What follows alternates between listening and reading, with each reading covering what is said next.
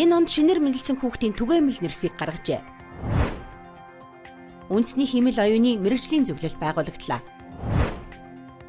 2025 оны онцлог хүүхдээр 72 хүүхэд шалгарчээ.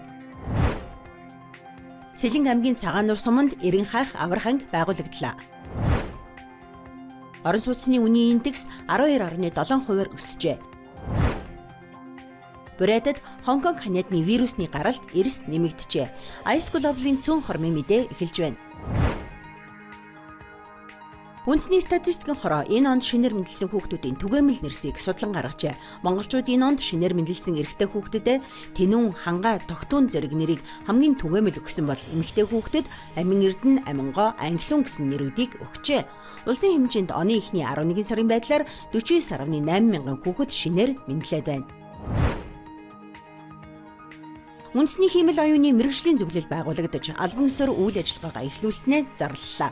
Тус зөвлөлийн дараагаар Bolorsoft компани үүсгэн байгуулагч Бадрал ажиллах бол гишүүдэд эрдэмтэн математикч Алтан нар, Google компани ахлах инженер Баттулга, ICT Group-ийн тузын дарга Ламсүрэн, мэдээллийн технологийн үндэсний паркийн захирал Золзаяа гээд мэдээллийн технологийн тэргүүлэх мэргэжилтнүүд багтжээ. Онцгой амжилт гарган эх орноос уртчлан үе тэнгийнхнээ манлайлсан 72 хүүхэд 2025 оны онцлог хүүхэд боллоо. Манай улс 33 дахь жилдээ оны онцлог хүүхдийг шалгаруулж байгаа бөгөөд гаргасан амжилт ололтыг алдаршуулах, нийгэмд үлгэр дуурайл болгох зорилгоор тодорхойлдог.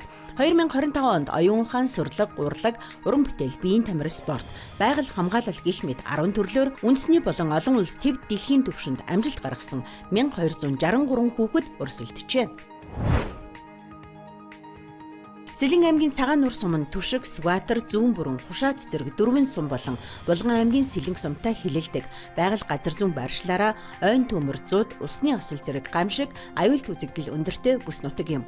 90 хаах аврах салбар байгуулагдсанаар сум өөрийн болон хөрш зэрэгэлдээ Түшиг, Зүүн бүрэн сумдын 10,000 гаруй хүнд гамшигаас хамгаалах үйлчилгээг түргэн шуурхай хүртээмжтэй хүргэх боломж бүрдэж байна.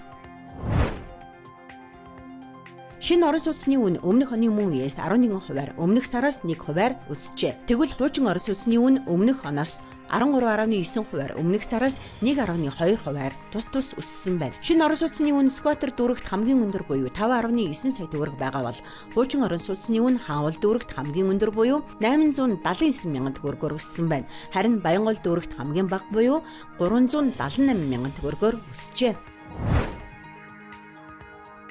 Оросын улбаны улсын Түмен, Вологда, Калининградын мужууд, Приморскийн хязгаар, Алтай, Забайкал зэрэг 12 бүс нутагт Хонконг ханиадны вирусны гаралт эрс нэмэгдэжээ. Үүнд Брэд улс ч мөн багтаж байна.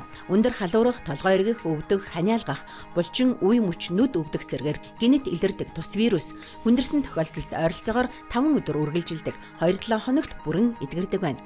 Вирус нь хүүхэд өндөр настан болоод архаг хууч өвчтөх хүмүүст онцгой аюултай бөгөөд амьсгалын замын хатгаа, миокардит, энцефалит болон архаг өвчний хүндрэл үүсгэж болзошгүй байна. Ice Global зарим үйл явдлыг цөмөрөөр хүргэлээ.